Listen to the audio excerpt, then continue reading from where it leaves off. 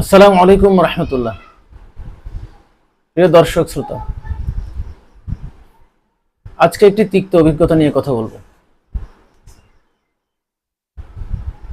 সেটি হলো মসজিদ থেকে জুতা এবং স্যান্ডেল চুরি হয়ে যাওয়া। যে অভিজ্ঞতার মুখে আমারও পড়তে হয়েছে। মসজিদে নামাজ পড়তে গিয়েছি তো জুতা হারিয়ে শেষ পর্যন্ত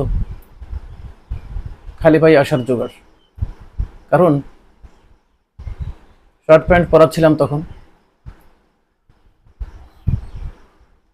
সেই মুহূর্তে জুতা কেনার মতো টাকাও ছিল না। শেষ পর্যন্ত রিকশায় করে বাসায় ফেরা ছাড়া কোনো উপায় ছিল না। এছাড়াও আরো কয়েকবার নিজের এলাকাতে এই সমস্যার মুখোমুখি হয়েছে। স্যান্ডেল চুরি হয়েছে, তাও দু একবার। এই বিষয়ে আমাদের অনেকের প্রশ্ন, আমারও অনেক প্রশ্ন ছিল যে আসলে মসজিদ থেকে জুতা কারা চুরি করে? নামাজিরা কি জুতা চোর? এক কথায় মুসলমান যারা, তারাই কি জুতা চুরি করে? তাহলে কিসের নামাজ? নামাজ পড়ে যদি জুতা চুরি করে, নামাজিরা যদি জুতা চুরি করে, তাহলে এই নামাজের কি লাভ আমাদের? এসব হাবিজাবি অনেক প্রশ্ন আমার মাথায় ঘুরপাক খেত ছোটবেলায়। তো শেষ পর্যন্ত বিচার বিশ্লেষণ করে পর্যালোচনা করে যেটা দেখলাম, আসলে কোনো নামাজের জুতা চুরি করে না। আমার এই কথা শুনে অনেকের মনে প্রশ্ন হতে পারে যে কথা তো সত্য নয়, যে আমরা তো দেখেছি নামাজিরাই জুতা চুরি করে। আসলে ব্যাপারটি হলো যে নামাজিরা জুতা চুরি করে না, জুতা চোররাই নামাজির ভান ধরে। অর্থাৎ কিছু মানুষ আছে যারা জুতা চুরি করতে না মসজিদে আসে এবং তারা নামাজির বেশ ধারণ করে, তার নামাজির মতো তারা নামাজে সামিল হয়ে যায়।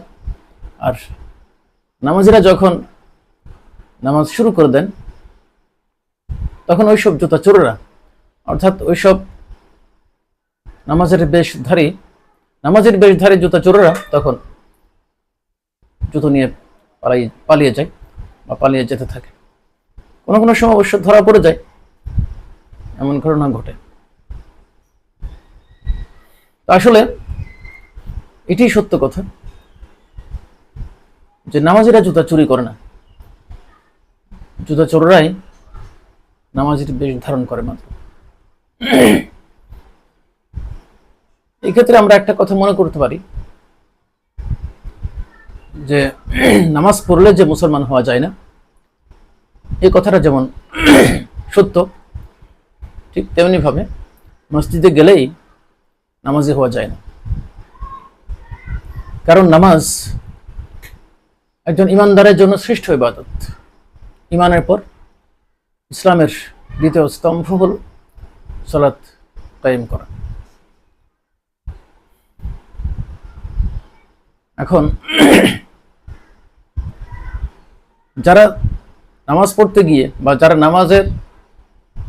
নামাজির ভান ধরে নামাজির ভূমিকা অবতীর্ণ হয়ে যারা জুতা চুরি করে, তারা কেন এই কাজ করছে? এই কাজ করার যে কারণগুলো আছে তার মধ্যে একটি হলো যে তারা আসলে ইমানদার নয়। এখন প্রশ্ন হতে পারে, তারা তো কোনো না কোনো মুসলিম মা বাবার সন্তান। মনে রাখতে হবে আমাদেরকে, মুসলমান মা বাবার ঘরে জন্মগ্রহণ করলেই মুসলমান হওয়া যায় না। আমরা যদি একটু ইতিহাসের দিকে তাকাই, নবীদের ইতিহাসের দিকে তাকালে আমরা দেখতে পাই নবীদের সব সন্তান ইমানদার হতে পারেনি। হযরত নূহ আলাইহিস সালামের কথা আমরা বলতে পারি।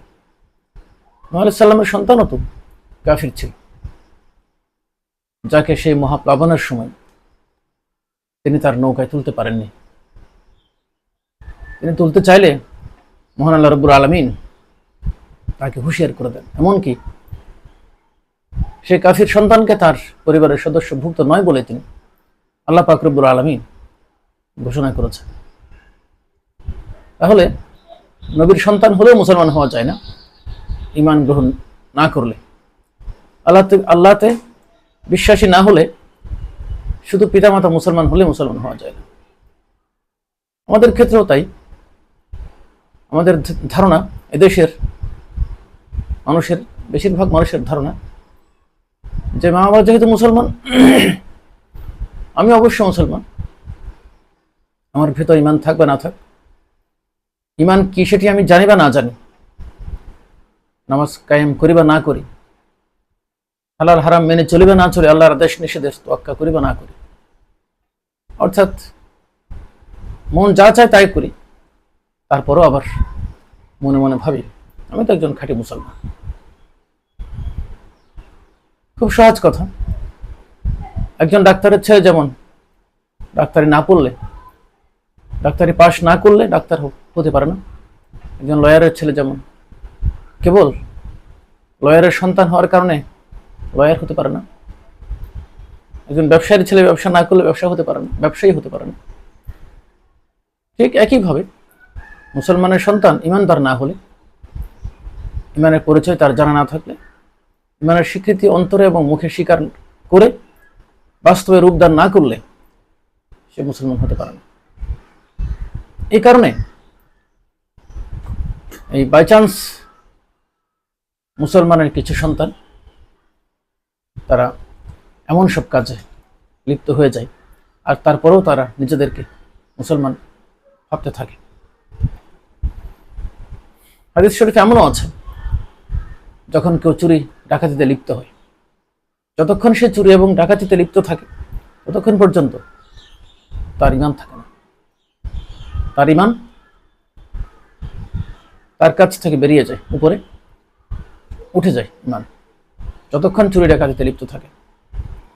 এমনকি এই চুরি ডাকাতিতে লিপ্ত থাকা অবস্থায় যদি সে নিহত হয়, সে যদি মারা যায়, তখন তার স্থান হবে জাহান্নাম, কারণ সে তখন ঈমানহীন ছিল।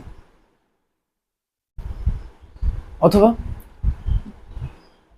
এরপর যখন সে চুরি ডাকাতি থেকে অবসর গ্রহণ করে, তখন ঈমান তার কাছে আবার এসে যুক্ত হয়। তাহলে বিষয়টি পর্যালোচনা সাপেক্ষ এবং আমাদের বোঝার একটা বিষয়। অর্থাৎ কোনো মুসলমান জুতো চুরি করে না। হয়তো কিছু মুসলমানের বাইচান্স মুসলিম কিছু সন্তান জুতো চুরি করে, এবং তারা যে চুরি করে ঈমানহীন অবস্থাতেই তারা চুরি করে। এটি হলো বাস্তব সত্য। তো যাই হোক, আজ এখানে শেষ করছি। আসসালামু আলাইকুম ওয়া রাহমাতুল্লাহি ওয়া বারাকাতুহু।